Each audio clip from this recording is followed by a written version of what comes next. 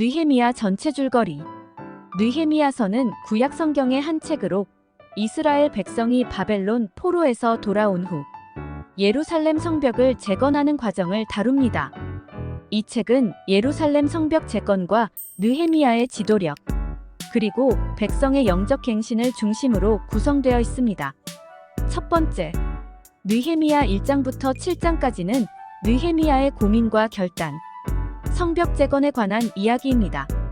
느헤미야는 바사왕 아닥사스다의 술 맡은 관원으로 일하고 있었습니다. 그는 예루살렘의 성벽이 무너지고 성문이 불타버린 소식을 듣고 깊은 슬픔에 빠집니다. 느헤미야는 하나님께 기도하며 이스라엘 백성을 위해 중보 기도를 합니다. 그는 아닥사스다 왕에게 예루살렘으로 돌아가 성벽을 재건할 수 있도록 허락해 줄 것을 요청합니다. 왕은 그의 요청을 수락하고 필요한 자원도 제공합니다. 느헤미야는 예루살렘으로 돌아와 성벽 재건을 위한 계획을 세웁니다. 그는 백성들에게 성벽 재건의 필요성을 알리고 그들을 격려합니다. 느헤미야는 백성과 함께 성벽을 재건하기 시작합니다. 그러나 성벽 재건 과정에서 주변의 적들, 특히 산발락과 도비아가 방해하고 위협합니다. 느헤미야는 백성들에게 기도로 격려하고 방해를 극복하면서 결국 성벽 재건을 52일 만에 성벽을 완성합니다. 두 번째, 느헤미야 5장에서는 사회적 문제 해결을 하는 모습입니다.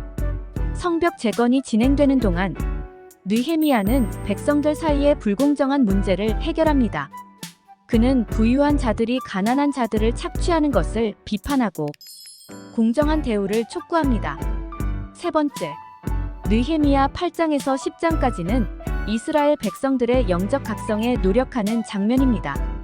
느헤미야는 성벽을 재건한 후 백성들을 모아 하나님의 율법을 읽고 그들의 죄를 회개하게 합니다.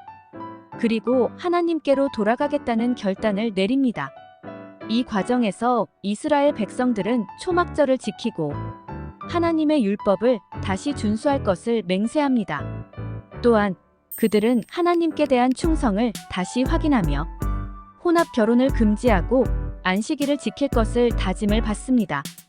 네 번째, 느헤미야 11장에서 13장까지는 성벽 봉헌과 공동체 재조직을 말하고 있습니다. 예루살렘 성벽이 완성된 후 느헤미야는 예루살렘 성벽 봉헌식을 거행하며 하나님께 감사를 드립니다. 백성들은 찬양과 기도로 성벽을 봉헌하며 하나님께서 그들을 보호하심을 기념합니다. 느헤미야는 예루살렘과 유다 지역의 인구를 재조정하고 백성들 가운데 지도자를 세워 공동체를 조직합니다. 이후 그는 잠시 바사로 돌아갔다가 다시 예루살렘으로 돌아오는데 돌아온 후 백성들이 다시 율법을 어기고 있는 것을 발견합니다. 그는 백성들이 이방인들과 혼인한 것, 안식일을 지키지 않은 것, 성전을 소홀히 한 것 등을 바로잡고 공동체가 하나님 앞에서 거룩한 삶을 살도록 다시 한번 개혁을 단행합니다. 결론, 느헤미야서는 하나님의 백성이 성벽을 재건하고 공동체를 재조직하며 율법에 따라 살아가는 모습을 보여줍니다. 이 과정을 통해 느헤미야는 백성의 영적 갱신을 이끌어내고 하나님께 대한 충성과 헌신을 회복시킵니다. 느헤미야서는 지도자의 중요성과 공동체의 회복을 강조하며 하나님의 백성이 하나님의 뜻에 따라 살아갈 때 어떤 축복이 따르는지를 보여주는 책입니다.